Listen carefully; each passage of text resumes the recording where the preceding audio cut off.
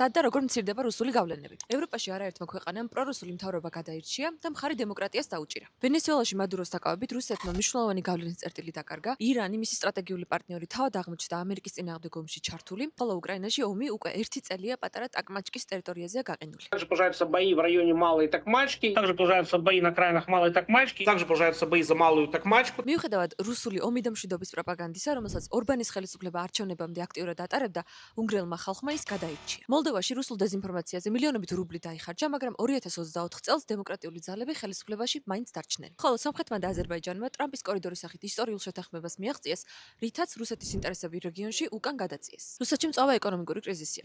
რუსმა პოლიტიკოსმა გენადი ზუგანოვმა 1 აპრილს დუმის ხდომაზე განაცხადა, რომ რადიკალური ცვლილებების გარეშე რუსეთის ეკონომიკა სექტემბრამდე შეუქცევად კოლაფსამდე მივა და მდგომარეობა 1917 წლის რევოლუციამდელ პერიოდს შეადარა. 2026 წლის პირველ ორ თვეში რუსეთის მთლიანი შიდა პროდუქტი 1.8%-ით შემცირდა და ამასთან დაკავშირებით პუტინსაც მოუწია განცხადების გაკეთება. მან ეს ცვლილება სეზონურ ფაქტორებს დააბრალა. ზოგიერთი ექსპერტი ფიქრობს, რომ ირანში ომმა და საწოლზე ფასების ზრდამ შესაძლოა რუსეთს გარკვეული შვება მოუტანოს. საინტერესოა, რა შედეგებს მოიტანს რუსეთის დასუსტება მსოფლიო პოლიტიკისა და დემოკრატიისთვის და როგორ აპირებს რუსეთი იმ ჩიხიდან გამოსვლას, რომელშიც 3დღიანი ომის დაწყებით თავი თავადვე გაყო.